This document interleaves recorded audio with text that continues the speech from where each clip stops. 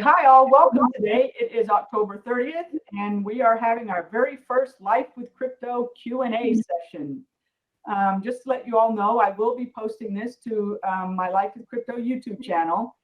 Be patient because I'm just getting that started, and so I have to figure out how to actually get that loaded. But today, the reason that we're having this very first Q&A session is because Randy Westmoreland of our group reached out to me with some questions, and we were texting, and he suggested that we maybe have a group where everybody could get together from our meditation circle and ask their questions. So I thought I would let Randy start us off and share what made him want to reach out to me and get this whole thing started. Okay, well, great. So first of all, thanks very much, Kelly, for taking your time out to do this. Really appreciate it. And I was telling Kelly earlier, I distinctly remember we were at one of our conferences about 5 years ago in Arkansas, and we were all meeting. We were sitting up in the lounge in the evening and talking, and Kelly was talking about crypto, and she was very passionate about it. And she was telling me about, and then at that time, Bitcoin had sort of taken off, but it was, it was going up and down, but mostly up. And just talking about Ethereum, and it's like it was this great platform, this new crypto, and telling me all about how the young man who's creating it is really brilliant, and it was just the next best thing. And I was looking at Ethereum, a couple of weeks ago, going, wow, it's just done amazing. And I was like, I wish I would have listened to Kelly. so I was. And then the other thing was, I said, I've been more conservative, and I don't know, probably like 10 years ago, I took some money out of my 401k and I bought a bunch of silver, thinking, well, like a hedge against, bad things happening. I bought silver coins, $5,000 or $6,000, and I bought them when they were the most expensive, and they've done nothing but go down. And then they started to come back up again, but literally, done nothing really, probably lost money on them. So I'm thinking, you know what? They're just sitting there. I kind of want to go sell those, and then I want to find 4 or 5, 6 different cryptos, ones that are newer, that look good, so they're not like, $10,000 a share or whatever. And then just put my money in there and kind of just see what happens. I feel like I can, risk it, so to speak. So what's your specific question, Randy? Well, my question, so that was kind of how I got here, and my interest is in, learning about some of the newer cryptos, like Ethereum was 5 or 6 years ago, and so that I have some idea of maybe how I want to invest that money. Yeah, that's okay. I think I have a good way to answer your question.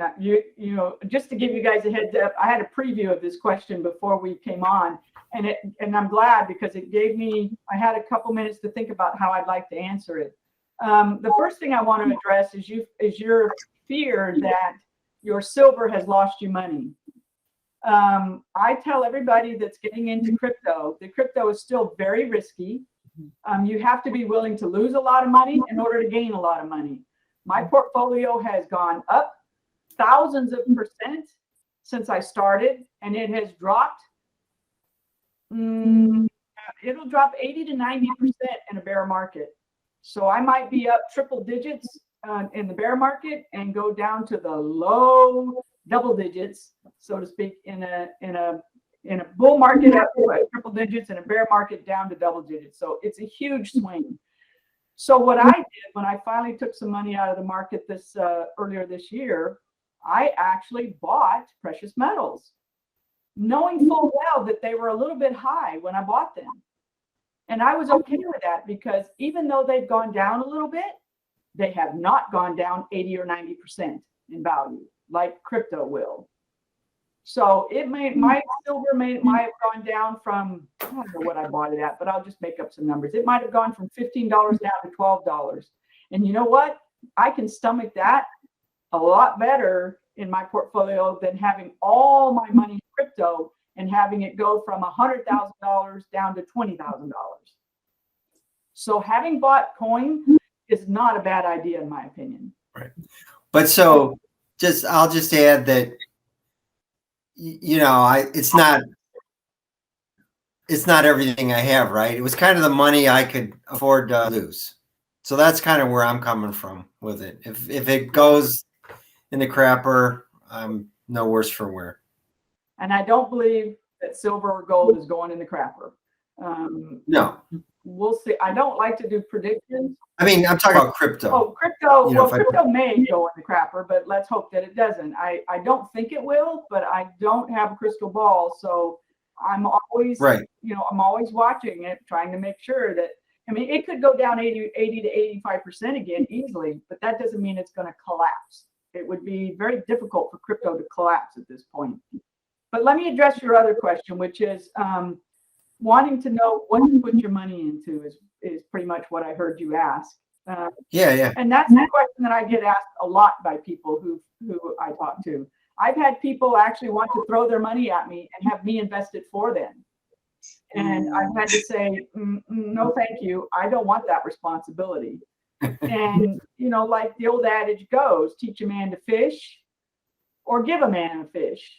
And I would prefer to teach everybody how to choose their own crypto rather than telling them what to buy. But then again, I'm human and I like it when my choices are successful. And so sometimes I like to tell people.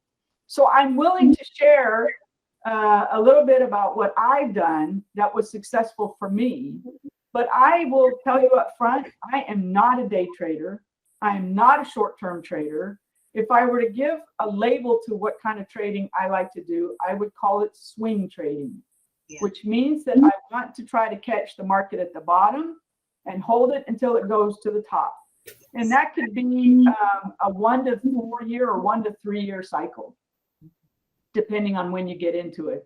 And I've been into it long enough now that I recognize the cycles. They tend to happen after the Bitcoin halving. You can learn more about Bitcoin halving at my lifewithcrypto.com education website. Every 4 years, the rewards that miners earn in crypto get cut in half, and bull markets tend to happen shortly after that. I don't know, somewhere, I can't remember exactly. It could be 3 months, it could be 6 months, it could be more sooner than that, but they tend to happen after the halvings. Some people believe that might change in the future, that may not keep happening. The next halving is, you'll have to go check my course out because I can't remember. It'll be in the future. The last one just happened in May of 2020, I believe. So the next one will be roughly 4 years from then.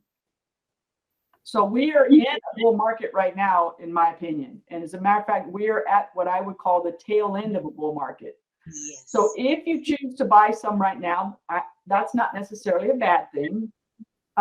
But if there's a dip, I've been watching it for the last few weeks, and it has easily dipped 10 to 15%, and on and off. It'll dip one day 10 or 15%, and the next within 3 days it's up another 10 or 15%. So if you want to get in right now, I would look for a dip, and anywhere from 10 to 20% that's a nice dip. What to buy? I would suggest everybody. I tell everybody this who's getting into crypto, who's fairly new, is go to one of the 2 websites. And if I could figure out how to share my screen, I might be willing to just show you them. CoinMarketCap. Say that again, please. I will. CoinMarketCap.com. See if I share my screen here. I believe I can do that. You should be able to see here. Yeah, it's doing it now. Coming up, yep. So this is CoinMarketCap, and this lists all the cryptocurrencies available just about in the whole world. There's right now, you see it. Can you see that? Is it really small? Let me see if I can make it bigger.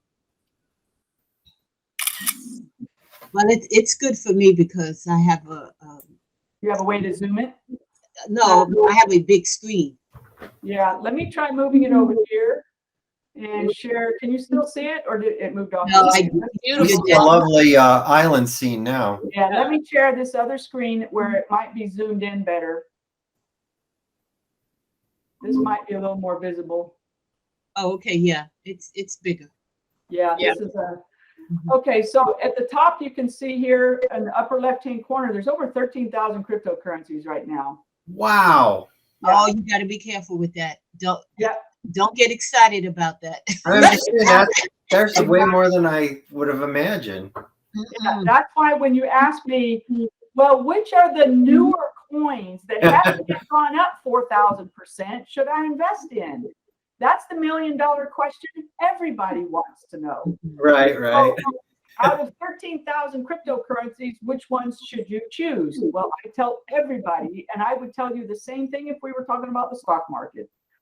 Pick what I would call blue chip cryptocurrencies and start there. Yeah. Don't go for the penny stocks. Don't go for the penny cryptos. No. Because most of them are garbage. So I'm going to scroll down here, and you can see right now we're looking at the top 5 cryptocurrencies. Before I go on, I want to tell you another website that I like. CoinMarket.cap is one of them. Here's the other one that I like a lot as well, called CoinGecko. Let me see, it's CoinGecko.com. And they do the same thing as CoinMarketCap, just they have a slightly different twist in how they present it. And I like both platforms. So here in CoinGecko, you'll see the top 5 cryptocurrencies are Bitcoin, Ethereum, Binance Coin, Tether, and Cardano.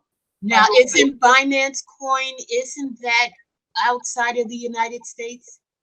Yeah, we'll talk about that in a little bit more in just a minute. It's a good question, Deanna. So let's go back over here to CoinMarketCap and see what their first top 5 are. They happen to be the same, but they aren't always the same, because how they calculate who is going to be the first, second, or third coin is determined a lot by market cap and some other things. And they don't always calculate that the same way. So I like to go back and forth and see, well, in the top 10, do these guys agree who the top 10 might be? And they're probably slightly different. If you stick with the top 10 or 25 even, let's go back to CoinMarketCap because it's a little bigger. You can see there's Solano, XRP, Polkadot, Shiba Inu, and Dogecoin. These are fantastic. Just looking at these top 10, let's talk about these for just a moment. I'm going to go back to the top. Everybody should buy a little piece of Bitcoin. I only had like 3 Bitcoin, and I had 3 back in 2016 or 17 or whatever it was. No, 16. I bought them for like $250 a piece, and I sold them way too soon. I sold them at like $1,200. So I had to start buying back some Bitcoin when it was like $3,000, $5,000, $6,000. And I only bought a fraction of a piece. Yeah. I never bought a whole one after they went from $250 to lots of money. You don't have to buy a whole one. They're divisible to 8 digits. So if you can spend $300, you can spend $500 and buy a little piece of Bitcoin. I feel pretty confident that Bitcoin will go up in the future. Yeah. And if it goes down, that's an opportunity to buy a little bit more. So here's a very, very important point. If you have $5,000 to spend, do not spend it all at once. Okay. If you have a certain chunk of money that you are willing to spend on crypto, don't spend it all at once. Break it up into chunks. If I had $5,000 to spend, I would spend no more than $1,000 at a time. I would probably spend $500 at a time, and then I'd buy on a dip. And then if it dipped again, I'd buy another 500. That's the way I like to do it. So I don't get all at once at one particular price point, because the price points are constantly changing dramatically. Huh. Okay. Now, Ether. Can I ask you a quick question? Yeah. So like when I see Tether there, that's $1 a share? We'll talk about, I'm going to go down these one at a time because these are fantastic points to talk about, just these top 10. Okay. So hold that question because it'll become clear in just a minute. Okay. Can I say something? There's a little bit of an echo or a background noise that I'm hearing. Do you guys hear it too? No, that's probably, let me turn my music off if that matters.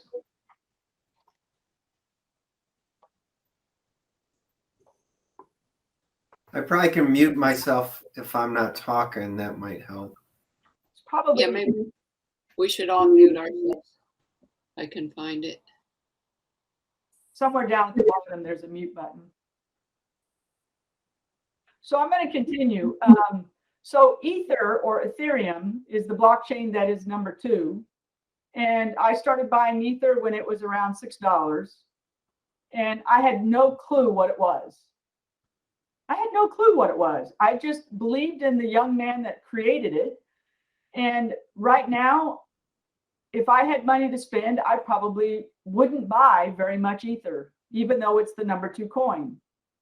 I would be willing to buy a little bit at current prices, but I would buy it on a dip. Here's the problem I have with Ether or with Ethereum is it cannot handle the transaction load, which means the fees for buying it, even the fee for just moving it from one wallet to another wallet, the fees are astronomical right now. And so all the cryptocurrencies that are built on top of Ethereum, which there's lots of them, they all cost a lot of money to move around, much less to buy or sell, because the Ethereum blockchain is clogged. Okay, let's go down to the next one, Binance Coin. Binance Coin, I believe, your question, Deanna, was, isn't that, out of the US? Binance.com, I believe that's their website, is the original Binance platform that was created overseas. I don't know exactly where they're located because they moved. In the US, we were told we could no longer trade on the Binance platform because the United States is getting very restrictive of countries that have exchanges, and they have to follow our rules, SEC rules, the CFTC rules, all those rules. They've all got to follow the KYC, know your customer, and anti-money laundering laws. And what Binance did to deal with that is they created a platform in the United States called BinanceUS.com. Now, I don't know for sure, I think the Binance coin, the BNB coin, works on both platforms. I'm pretty sure. So I originally bought some Binance coin years ago when I was still able to trade on the original Binance platform. And the only reason I bought it was because we were allowed to use their coin to pay for the fees. Why was that good? Because the Binance coin was going up in value. So I was making money owning it, and I could use it to pay the fees. And they reduced the fees when I used their coin. So I used it there for a while, and I've since sold it all. I no longer own any Binance coin because I couldn't trade on the Binance platform. And the Binance US platform I'm not using because it's similar to all the other platforms in the US. I haven't seen a need for it. So hopefully that answered your question, Deanna, about Binance coin. So let's move on to Tether. So Tether is a the word just slipped my mind. It's not really a cryptocurrency. It's a stable coin. Thank you. Tether is called a stable coin. What does that mean? It means this company, I'm going to call them Tether. I don't know if that's the actual company name, but Tether minted cryptocurrency called Tether USDT, and every single USDT is backed by $1. So in a bank account somewhere in the world, there's supposed to be in that bank account $1 for every Tether USDT crypto coin that exists in the world. So they call that a stable coin.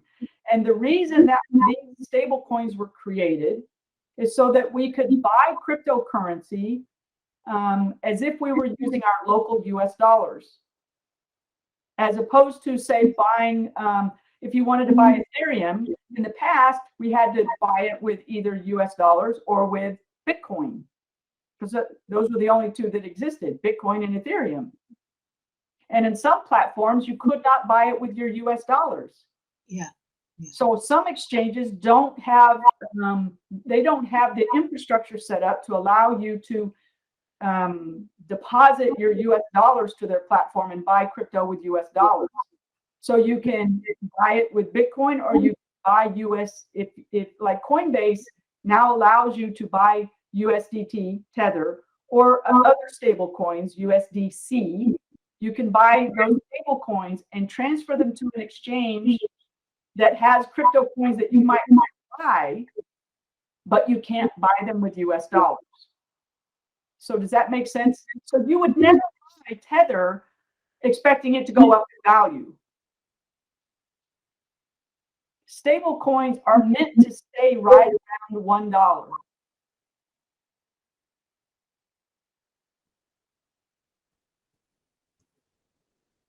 All right, so the next one, Cardano.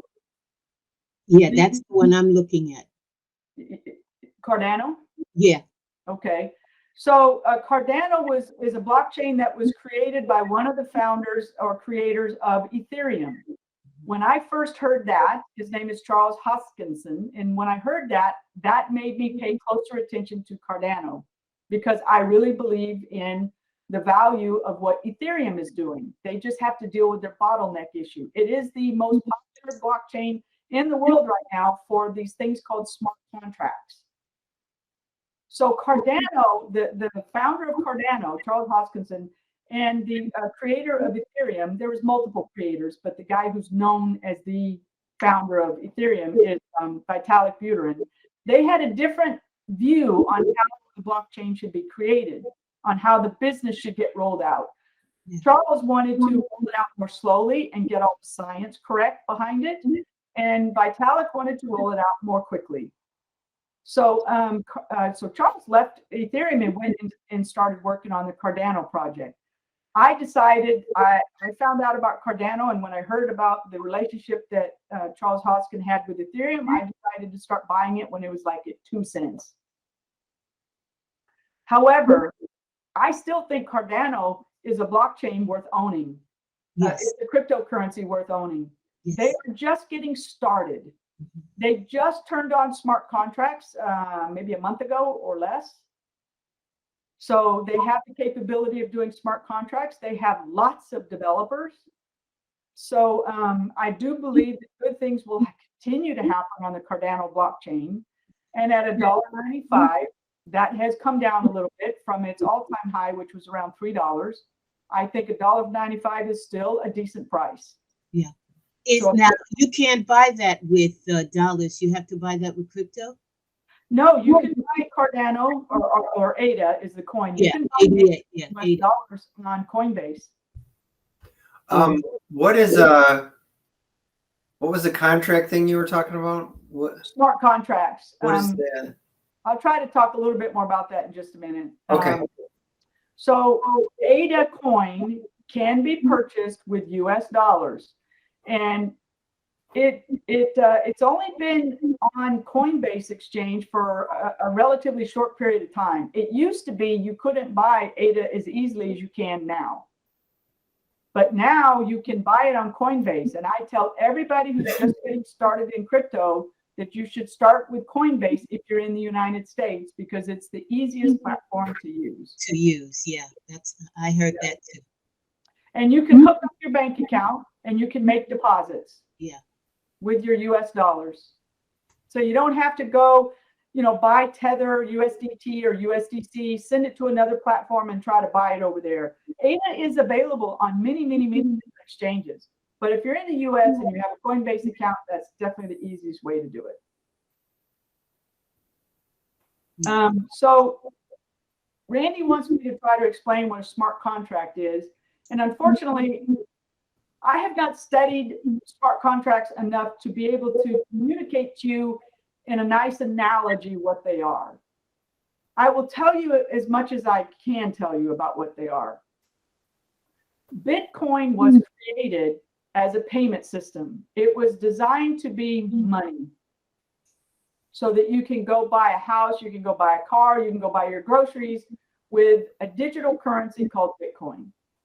It's become more popular as an investment vehicle than it has a payment vehicle, if you ask me. But you cannot do smart contracts. Now, some people will argue with you that yes, you can. Well, yes, Bitcoin does have some very, very simplified smart contracts that you can create, but they're very, very simplified, and there's not very much you can do with them. When Ethereum was created, it was created for the main purpose of being able to generate smart contracts. What does that mean?